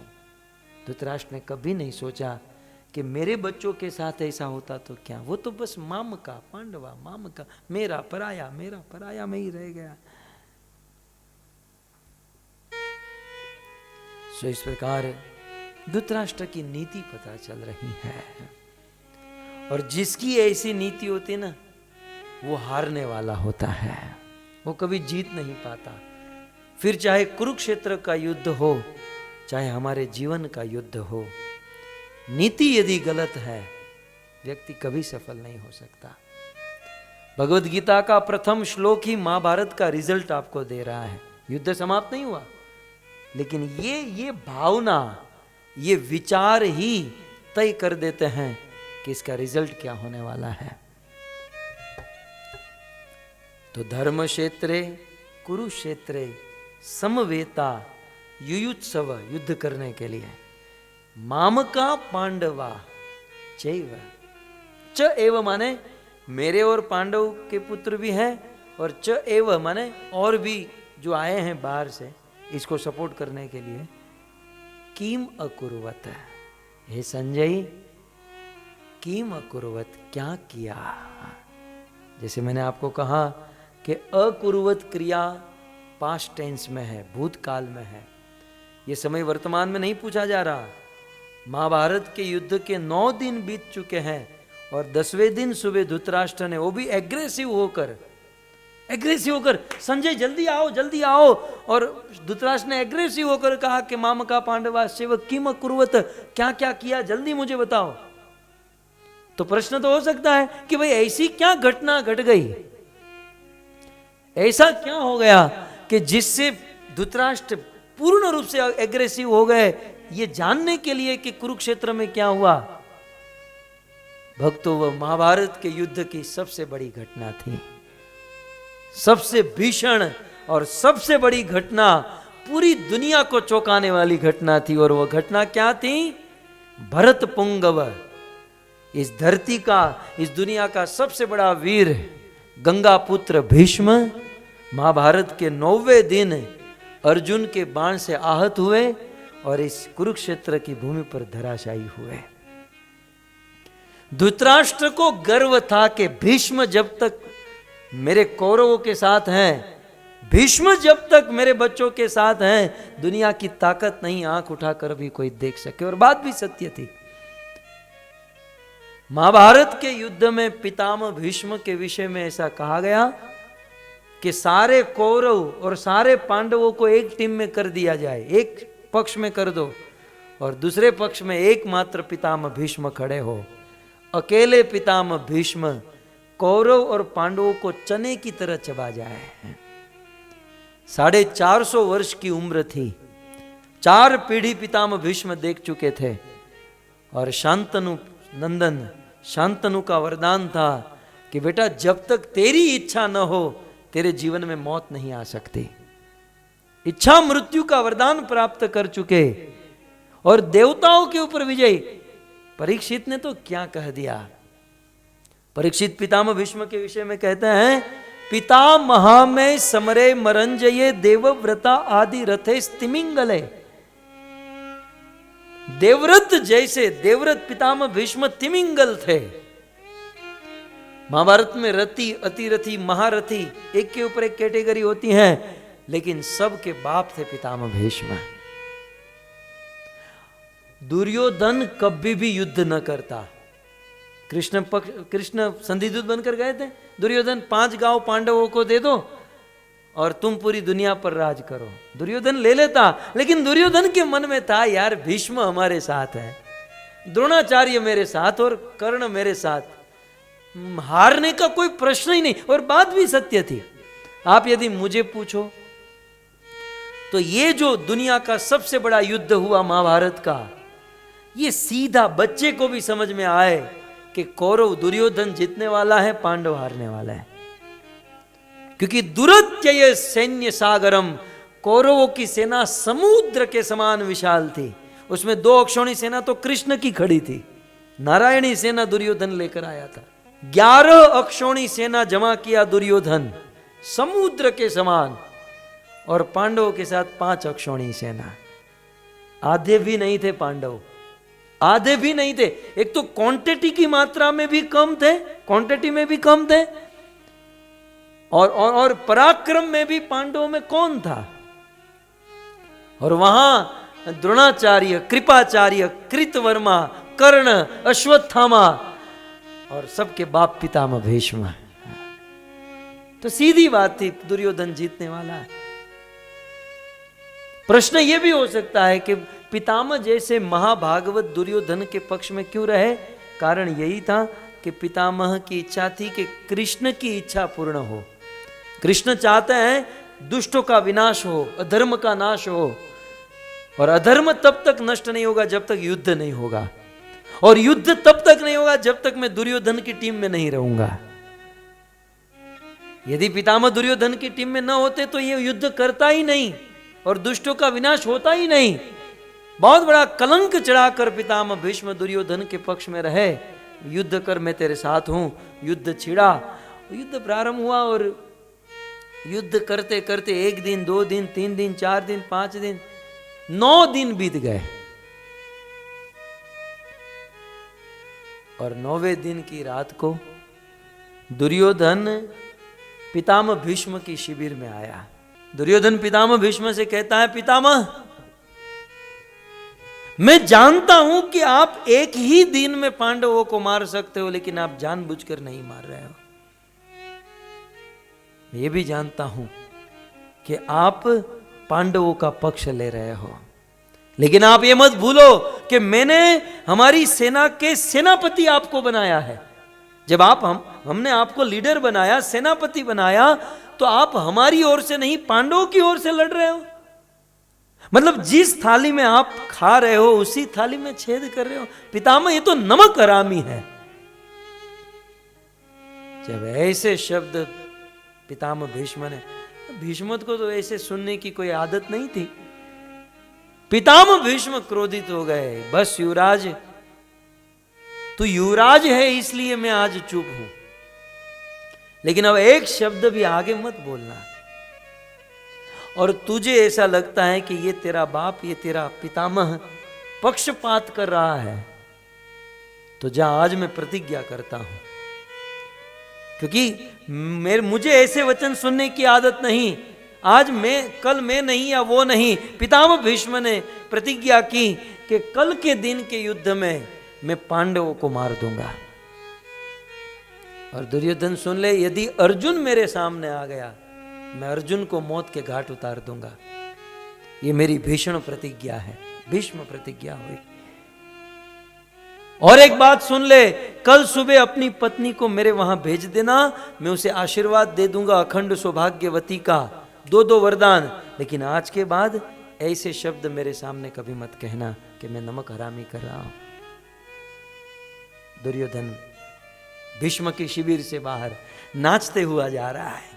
काम बन गया। भीष्म की प्रतिज्ञा, भीष्म प्रतिज्ञा तो आप जानते ही हैं, और भीष्म ने प्रतिज्ञा ले ली तो अर्जुन पांडवों को तो मरना ही है। दुर्योधन गया घर पर, दुर्योधन सो गया, यहां भीष्म सो गए। वहां कृष्ण को यह बात पता चल गई। आप कहोगे कैसे पता चली? क्योंकि वेदा हम समतीतानि वर्तमानानि च अर्जुन भविष्याणि च भूतानि माम तु वेद न कश्चन। सभी जीवों के भूत भविष्य वर्तमान जानते, समझ गए कि प्रतिज्ञा हुई। रात को 12-1 बजे 5 पांडवों को जगाने लगे। युधिष्ठिर, नकुल, सहदेव, भीम, अर्जुन, उठो उठो उठो, सबकी चद्दर खींचे, आंख मसलते हुए, क्या हुआ कृष्ण, क्यों रात को जगा रहे हो? कृष्ण कहते हैं, वहां तुम्हारे बाप प्रतिज्ञा लेकर बैठे हैं। तुम्हारे बाप ने प्रतिज्ञा ली है अभी रात को। क्या? बोले कल तुम 5 गए, वो कल पांडवों को मारने की प्रतिज्ञा ले चुके हैं। पांडवों को कोई चिंता नहीं, वो तो चद्दर ओढ़कर सो गए। प्रतिज्ञा ली है ना, लेने दो प्रतिज्ञा, और मरेंगे तो मरेंगे, नींद क्यों बिगाड़े हमारी। और कृष्ण ब्रह्मा जी की बनाई हुई इस महीन सृष्टि में 2-5 जीव मर जाए तो क्या फर्क पड़ने वाला है, सोने दो आराम से। ऐसे करके चद्दर ओढ़कर सो गए। थोड़ा सा चद्दर उठाकर कहे कि कोई बात नहीं, हम तो सो रहे हैं, लेकिन देखो कृष्ण, कल हम में से एक को भी कुछ हुआ ना तो बीबीसी वर्ल्ड में आएगा या टाइम्स ऑफ इंडिया की हेडलाइन में आएगा कि थे कृष्ण के भक्त और मारे गए। मीन्स जितने भी कृष्ण के भक्त हैं वो सब अपने भगवान बदल दो, क्योंकि कृष्ण के कोई वैल्यू नहीं, उनके भक्त तो मरते रहते हैं, लोग उसे मारते रहते हैं। कृष्ण देखो हमें कोई फर्क नहीं पड़ेगा, लेकिन हम में से किसी को कुछ भी हुआ तो आपका नाम बिगड़ेगा। जाएगी लाज तिहारी मुरारी मेरो क्या बिगड़ेगो। बिल्कुल सूरदास जी का दिल को छूने वाला भजन है। हे मुरारी मेरा कुछ नहीं बिगड़ेगा, हमारा क्या बिगड़ेगा। सृष्टि में 2-5 जीव मरेंगे, लेकिन है मुरारी जाएगी लाज तिहारी, लाज तो तेरी जाएगी, हमारा कुछ नहीं बिगड़ेगा। दीन दयाल सुनी जब ते तब ते मन में कछु ऐसी बसी है, तेरो कहां के जाऊं कहां अब तेरे ही नाम की फेंट कसी है।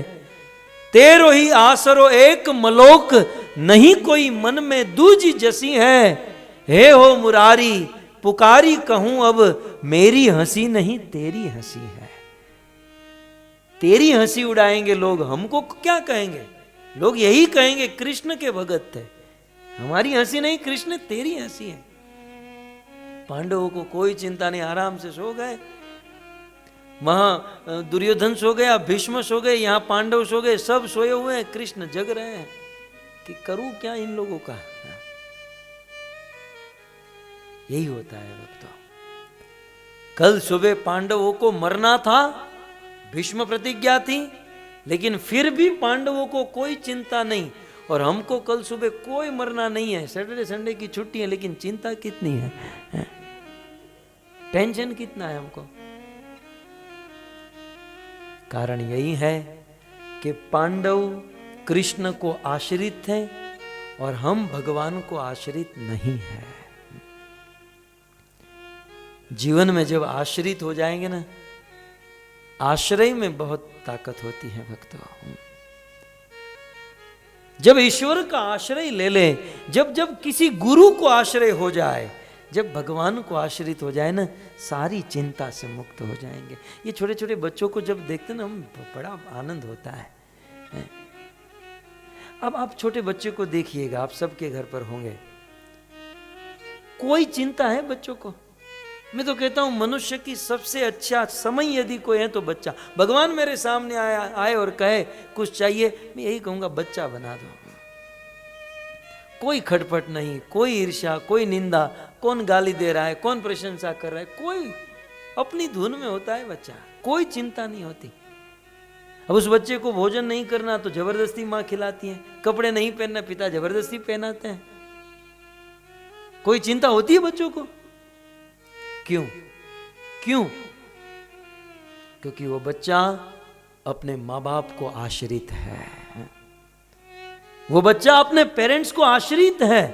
मैं आपसे इतना ही कहना चाहता हूं, इस दुनिया में कोई यदि साधारण पेरेंट्स को, साधारण पिता को आश्रित हो जाए तो सारी चिंता से मुक्त हो जाता है।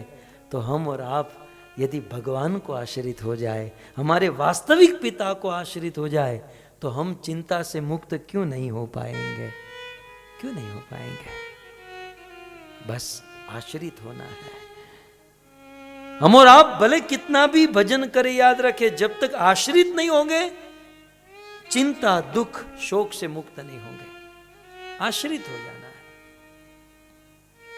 जैसे मीराबाई, सूरदास, जाएगी लाज तिहारी मुरारी मेरो क्या बिगड़ेगो। मेरा जो भी होगा मैं तो तैयार हूं, मेरे साथ जो भी हो।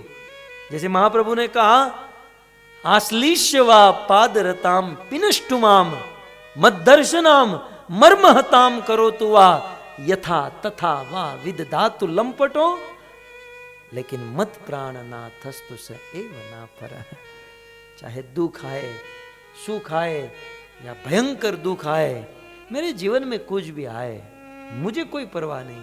आप ईश्वर हो, आप जो चाहे कर सकते हो, लेकिन मेरा सुन लीजिए, मैं आपका आश्रय कभी नहीं छोड़ने वाला।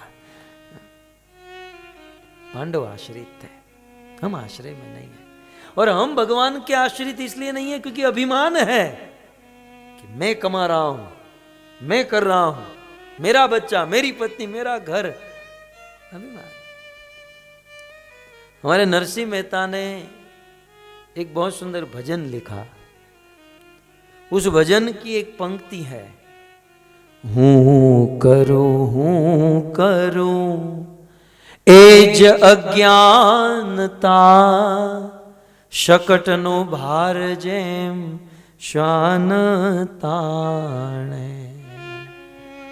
बहुत सुंदर दृष्टांत दिया कि छोटे से गांव में एक बैलगाड़ी जानते ना, छकड़ा बैलगाड़ी, छोटे से गांव में बैलगाड़ी जा रही है। उस बैलगाड़ी में बहुत सारा वजन भरा हुआ है और सारा वजन बैल के कंधे पर होता है और दो बैल बूल उसे खींच कर जाते हैं। सारा वजन उस बैल के कंधे पर है और उसे खींच कर जाते हैं, लेकिन उस बैलगाड़ी के नीचे छांव में कुत्ता चल रहा होता है और कुत्ता सोचता है कि बस ये सब मैं ही उठा कर चल रहा हूं। सच कहना, उस कुत्ते जैसी हालत हम लोगों की है, आपकी नहीं, हम लोगों की है। आप तो सब पहुंचे हुए हैं, कहां पहुंचे हुए मेरे परमात्मा जाने, लेकिन पहुंचे हुए हैं। उस कुत्ते जैसी हालत हम लोगों की है कि सब कुछ करने कराने वाला ईश्वर है, लेकिन हम सोचते ये मैं कर रहा हूं, मैं कर रहा हूं, मैं कर रहा हूं। गीता में क्या कहते कृष्ण, प्रकृते क्रियमाणानि गुणे कर्माणि सर्वश अहंकार विमुढ़ात्मा कर्ता अहम इति। कृष्ण तो गाली देते हैं कि जो अपने आप को कर्ता मानते हैं वो मूढ़ है, मूर्ख है, वो अहंकारी है। कुछ लोग कहते हैं ये मेरा बच्चा, मैंने पैदा किया।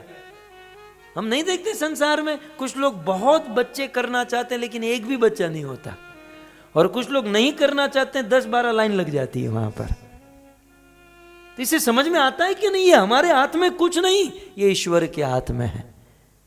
आज का विज्ञान भी नहीं समझ पाया, साइंस यद्यपि बहुत तरक्की कर चुका है, लेकिन आज का साइंस भी नहीं जान पाया कि मां जब प्रेग्नेंट होती है तो तुरंत दूध की व्यवस्था उनके स्तन में हो जाती है। ये क्या सिस्टम, ये भगवान का विज्ञान है, ये ईश्वर की व्यवस्था है। लेकिन हम सोचते बस हम ही कर रहे हैं, हम कर रहे हैं, हम कर रहे हैं, और इसीलिए हम भगवान को आश्रित नहीं हो पाते हैं। एक बार आश्रित होकर देखिए, जीवन के शोक चिंता से मुक्त हो जाएंगे। पांडव कृष्ण को आश्रित, निश्चिंत सो गए, भीष्म सो गए, दुर्योधन, अब भक्त के बीच में बेचारे भगवान फंसे हैं। रात भर कृष्ण सोचते रहे कि क्या करूं, क्या करूं, क्या करूं। सुबह तक उनको विचार आया, प्लान बन गया। सुबह भोर में 3:30-4 बजे द्रौपदी को जगाया, द्रौपदी उठो उठो, क्या हुआ, अर्जेंट काम है, उठो। नहा धोकर द्रौपदी तैयार हो गई, कपड़े पहनकर, साड़ी पहनकर, वो जींस टी शर्ट नहीं पहनती थी, साड़ी पहनकर वो द्रौपदी आई पितामह अपना ये कृष्ण के पास। कृष्ण क्या काम है, बोले चलो मेरे साथ। कृष्ण द्रौपदी को लेकर गए पितामह भीष्म की शिविर के पास। बोले यहाँ क्यों, बोले पितामह भीष्म ध्यान में बैठे हैं, उसे प्रणाम करके आओ। अरे भैया, मैं रोज प्रणाम करती हूँ, मैं दोपहर को प्रणाम कर लेती, शाम को कर लेती, मेरी नींद बिगाड़ दी आपने। द्रौपदी तुम नहीं समझोगी, रात भर सोचने के बाद मैंने प्लान बनाया है, तुम मुझे कुछ मत पूछो, तुम जाओ और प्रणाम करके आओ। द्रौपदी चलने लगी तो जूते का आवाज आने लगा। रुको रुको, दोनों जूते निकालो। पहले जूते निकाल दिए, पांव की पायल निकाल दी। बोले अब घूंघट खींचो, घूंघट तानो और जाओ, करना कुछ नहीं है, केवल जाकर पितामह को दंडवत प्रणाम करके वापस आ जाओ। जैसे कृष्ण ने कहा द्रौपदी ने वैसे ही कहा। द्रौपदी घूंघट खींचकर, चप्पल निकालकर, जूते निकाल कर गई। पितामह ध्यान में बैठे थे, चतुर्भुज भगवान का ध्यान कर रहे थे, और उसी समय द्रौपदी पितामह के चरणों में दंडवत की। अब पितामह भीष्म को लगा कि मैंने रात को दुर्योधन को कहा था कि अपनी पत्नी को यहाँ पर भेज देना, मैं वरदान दे दूंगा। आंखें बंद हैं, पितामह ध्यान में है। संभ्रम हुआ कि दुर्योधन की पत्नी आई। पितामह भीष्म ने ध्यान में ही आंखें बंद करके वरदान दे दिया, अखंड सौभाग्यवती भवः। देवी तेरा सौभाग्य अखंड रहे, तेरे पतियों की मृत्यु कभी न हो, ऐसा वरदान दिया। और आंखें खोली तो देखा द्रौपदी। पितामह भीष्म समझ गए कि ये काम कृष्ण का ही हो सकता है। तुरंत ध्यान व्यान सब छोड़ दिया। पितामह खड़े होकर बाहर निकले, बोले कौन? कृष्ण। तो बाहर देखे कृष्ण द्रौपदी के जूते बगल में दबाकर खड़े थे। बताइए पितामह, कल रात को आपने प्रतिज्ञा ली, अभी ताजा ताजा आपने बिल्कुल फ्रेश आपने वरदान दिया।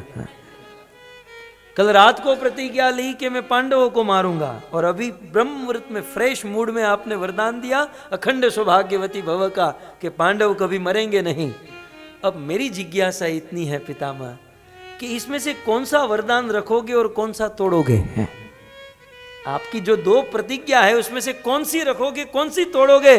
तब पितामह भीष्म ने कहा, कृष्ण तुम बड़े छलिया हो।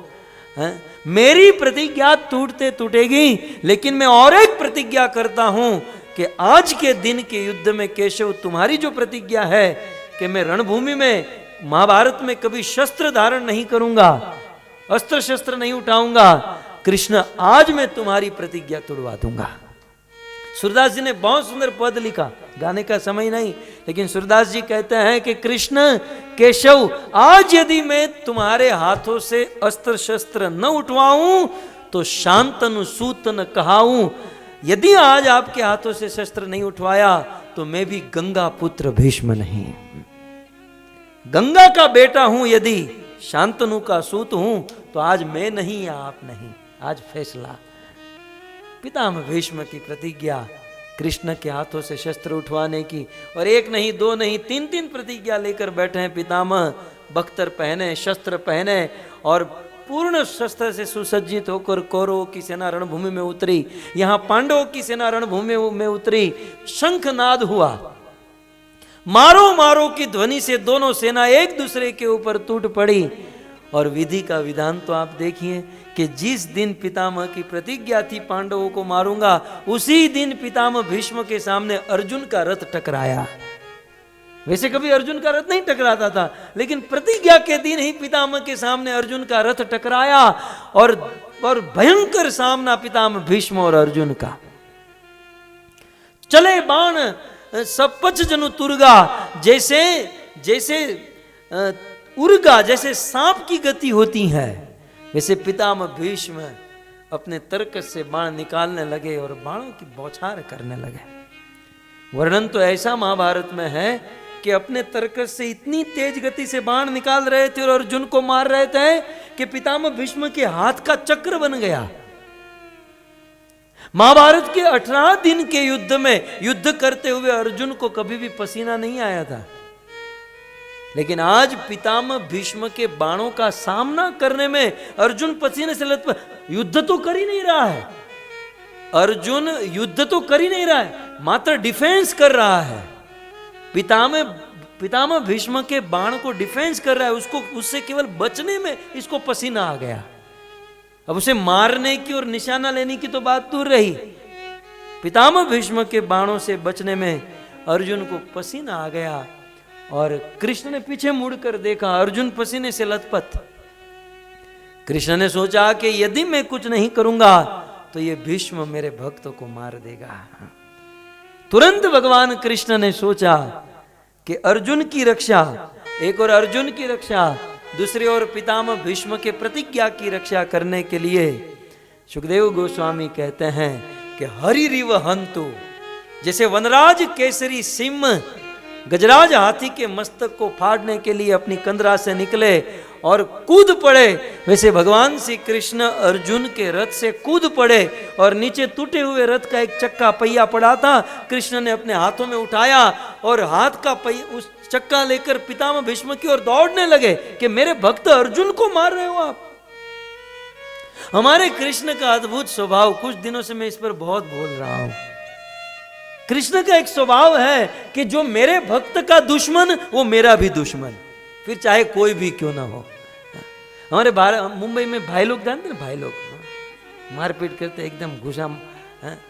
2 आदमी का झगड़ा होता है, दो आदमी फाइट करते हैं, उसमें एक आदमी फिर फोन करता है कि यहाँ बोरियोली स्टेशन के पास अपना राड़ा हो गया है, मतलब अपना फाइट हो गया है।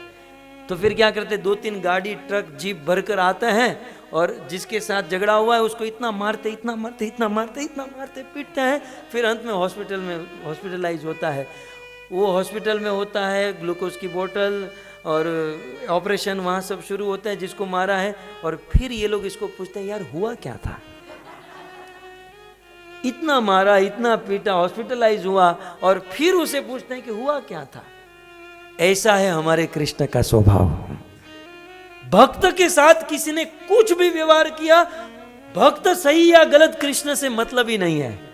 कृष्ण के मन में बस यही है कि मेरा डिवोटी कभी गलत हो, गलत है फिर भी कृष्ण कहते हैं मेरा डिवोटी गलत नहीं हो सकता है। तो बताइए सुग्रीव कौन सा अच्छा आदमी था?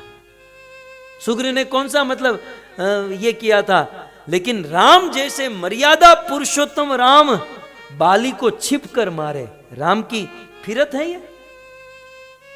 भगवान राम कभी किसी को छिप कर मारे? लेकिन अपना मित्र अपना है, सुग्रीव मेरा है और सुग्रीव के लिए हम कुछ भी करेंगे। जो कार्य राम की फितरत में नहीं, लेकिन भगवान का स्वभाव कुछ ऐसा है कि जो मेरा है वो कभी गलत हो ही नहीं सकता। आज हरि रिव हंतु, मुझे ये शब्द बड़ा पसंद। सुखदेव जी कहते हैं एक वनराज केसरी सिंह की तरह भगवान कृष्ण कूद पड़े, हाथ में चक्का लेकर पितामह भीष्म के पास। अब अर्जुन कृष्ण के चरण को पकड़ लिया। प्रभुपाद ने ये पोस्टर बनाया, आप कभी देखोगे। अर्जुन ने कसकर कृष्ण को पकड़ा, कृष्ण आप ये सब छोड़ दीजिए और मेरे लिए अपनी प्रतिज्ञा क्यों तोड़ रहे हैं? अब कृष्ण को अर्जुन की बात कौन सुने? कृष्ण तो एकदम उग्रता में, मेरे भक्तों को मारने का प्रयास, अर्जुन को तू मारेगा? कृष्ण हाथ में रथ और अर्जुन पकड़कर ऐसे पूरा पकड़, कृष्ण का पांव पकड़ने का प्रयास। ऐसा वर्णन है कि अर्जुन को घसीटते घसीटते 2-5 किलोमीटर लेकर चले गए। अर्जुन ऐसे पकड़ना चाहता है, कृष्ण घसीट कर, इतना आक्रोश कृष्ण को आया, हाथ में रथ का चक्का और चलते हुए पितामह भीष्म के पास। पितामह भीष्म देखा ये कौन आ रहा है? कृष्ण।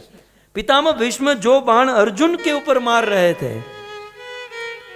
वही बाण कृष्ण के ऊपर मारने लगे। पितामह भीष्म के बाणों से कृष्ण का सोने का कवच टूट गया और बाण कृष्ण के शरीर में, सैकड़ों बाण कृष्ण को लगने लगे और कृष्ण के चिन्मय देह से खून की धारा बहने लगी।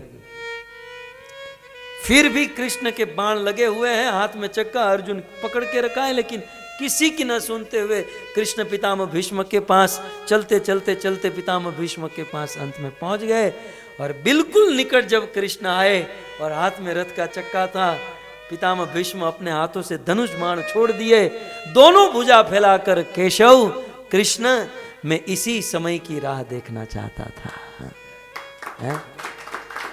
बस मैं यही देखना चाहता था, वीर रस का आस्वादन करने के लिए पितामह भीष्म के हाथ में चक्का और दोनों भुजा फैलाकर, बस कृष्ण यही मैं देखना चाहता था। जब धनुष बाण पितामह भीष्म ने छोड़ दिए, तब कृष्ण ने अर्जुन को इशारा किया, पांव क्या पकड़ा है, धनुष बाण हाथ में ले, ये छोड़ और गांडीव पकड़, तेरा बाप छोड़कर खड़ा है। कृष्ण ने इशारा किया, अर्जुन दौड़ कर गया, धनुष बाण गांडीव हाथ में। कृष्ण ने कहा, अर्जुन पितामह भीष्म की छाती को छल्ली कर दे। पितामह ऐसे खड़े हैं, कृष्ण ने अर्जुन को आदेश दिया, वो अर्जुन कृष्ण का पांव छोड़कर दौड़कर धनुष बाण लेकर आया और जैसे ही बाण चढ़ाया, पितामह कहते ये क्या कृष्ण, ये क्या? मैं धनुष बाण छोड़ दिया, मैं निहत्था खड़ा हूं और निहत्थे आदमी को मारना ये तुम्हारी फितरत? कृष्ण तुम तो सत्यव्रतम परमति सत्यम, तुम तो सत्य हो, धर्म के मार्ग पर हो, और धार्मिक आदमी निहत्थे पर वार करेगा? सिद्धांत जानते ना, मत्तम प्रमत्तम अनुमत्तम बालम स्त्रियम वीरथम जड़म विशस्त्रम, जिसके पास अस्त्र शस्त्र न हो उसको कभी मारना नहीं चाहिए। पितामह भीष्म कहते हैं कि कृष्ण तुम धर्म चूक रहे हो, निहत्थे आदमी को के ऊपर वार कर रहे हो, तुम धर्म चूक रहे हो। कृष्ण कहते हैं अब आप मुझे धर्म सिखाएंगे? अब ये दिन आ गए हैं कि आप मुझे धर्म सिखाएंगे? यदि धर्म ही जानना है पितामह, तो जिस दिन कुरुवंश की सभा में उस अबला नारी द्रौपदी को नग्न किया जा रहा था और नारी दोनों हाथ छोड़कर आपके पास आई आपसे रक्षा मांगने के लिए। उस समय आपका धर्म कहां गया था? आप रक्षा कर सकते थे, आपका धर्म था उसकी रक्षा करना। आपने प्रतिज्ञा की कि मैं हस्तिनापुर की रक्षा करूंगा, तो द्रौपदी हस्तिनापुर के बाहर की थी, हस्तिनापुर की पुत्रवधू थी, आपको रक्षा कर। उस समय आपका धर्म कहां गया? जब इस कौरवों ने दुष्ट दुर्योधन ने पांडवों को द्रुत क्रीड़ा में छल कपट करके हराया और बेवजह वनवास भेजा, उस समय आपका यह धर्म कहां गया था? वो 5 साल का भीम और दुर्योधन छल कपट करके जहर वाला लड्डू खिलाकर नदी में फेंक देता है और जान से 5 साल के बालक को मारने का प्रयास करता है। उस समय आपका धर्म कहां गया था? पूर्ण रूप से अधिकार पांडव थे हस्तिनापुर के और पांडव राजा बनने चाहिए था, फिर भी दे दी भूमि, लेकिन फिर भी दुर्योधन चुप नहीं रहा। उस समय आपका धर्म कहां गया था? पितामह, धर्म वो नहीं है जो आप कहते हो, धर्म वो है जो कृष्ण चाहता है, धर्म वो है जो कृष्ण बोलता है। क्योंकि वेद प्रणिहितो धर्म, धर्म वो है जो वेदों में लिखा है और वेद भगवान के वाक्य है। धर्म वो है जो कृष्ण के मुख से निकला है। अर्जुन, मैं कह रहा हूं गांडीर उठाओ और पितामह की छाती छलनी करो। अर्जुन ने गांडीर उठाया और एक के बाद एक पितामह भीष्म के शरीर में इतने बाण डाल दिए कि पितामह भीष्म के शरीर में सोई की नूक रखने की जगह नहीं बची।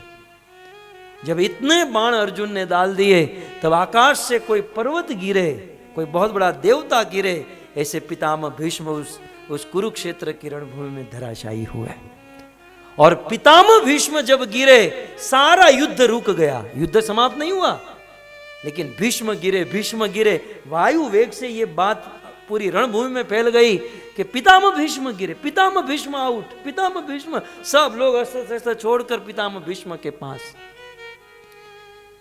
सारा संसार आश्चर्य में पड़ गया कि 450 वर्ष का ये बादशाह, ये आदमी आज धरती पर, और किस परिस्थिति में मरा तो नहीं है, 55 दिन तक इस स्थिति में पितामह भीष्म रहे।